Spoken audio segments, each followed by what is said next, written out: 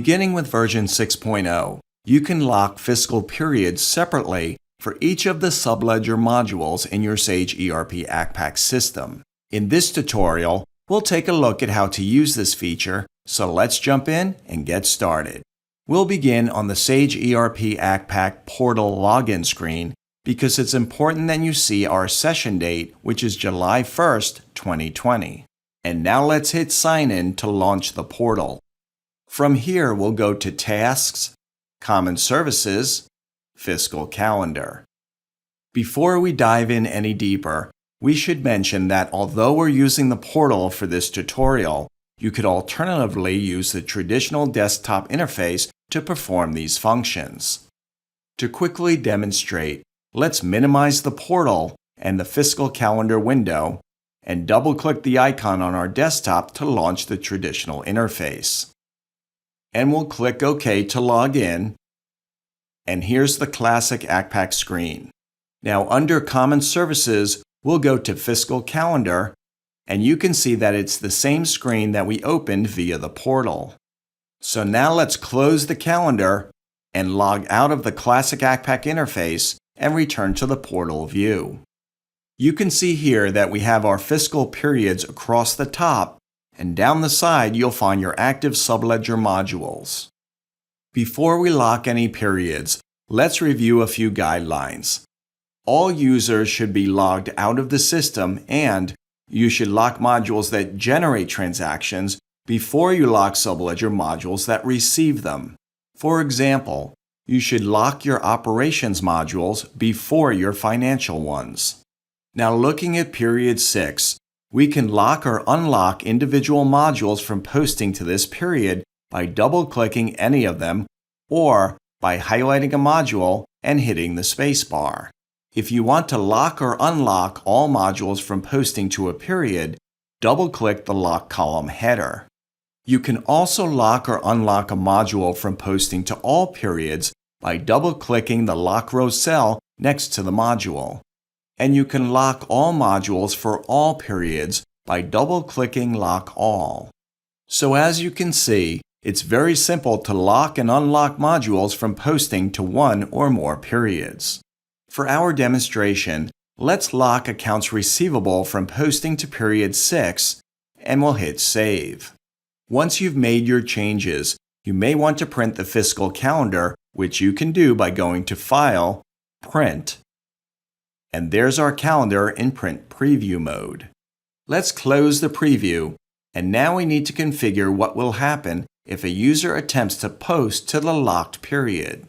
To do this, we'll close the fiscal calendar and go back to Tasks, and under Common Services, click Company Profile and open the Options tab.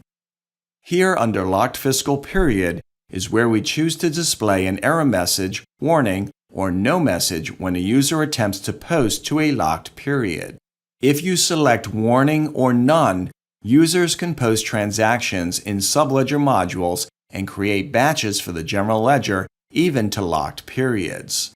Accordingly, you should select Error if you want to prevent posting to a locked period. This option does not affect processing in the general ledger. Regardless of your selection here, no user can post transactions in your general ledger to a period that is locked for the GL. The system always generates an error if you try to post to a locked period in the general ledger. So let's select Error and save the change. Now let's attempt to post a receipt to the locked period in Accounts Receivable. To do this, we'll simply click on the receipt entry shortcut that we've placed on our portal. Here we'll click the New Batch icon to start a new batch. Notice that our batch date defaults to our logged in session date, which is July 1st, 2020.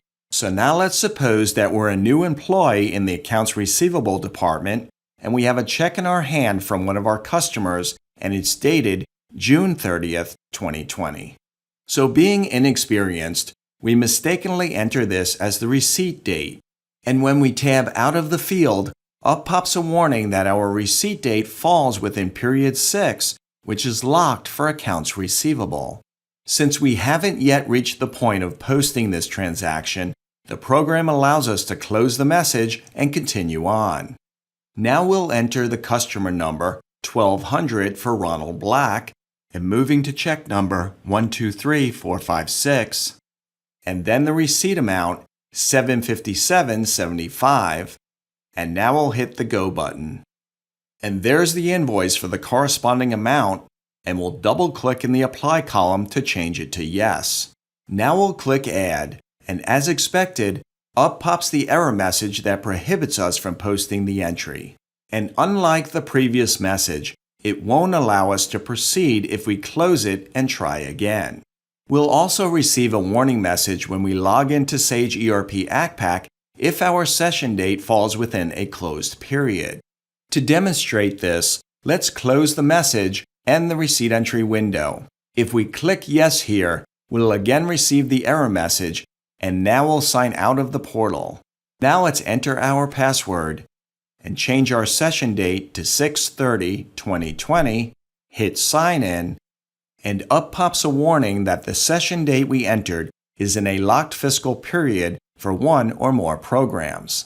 And that completes our tutorial for period locking at the subledger level in Sage ERP Accpac. Give us a call if you need assistance with this or any other feature in your Sage ERP Accpac system. Well, that's it for this tutorial. Bye for now.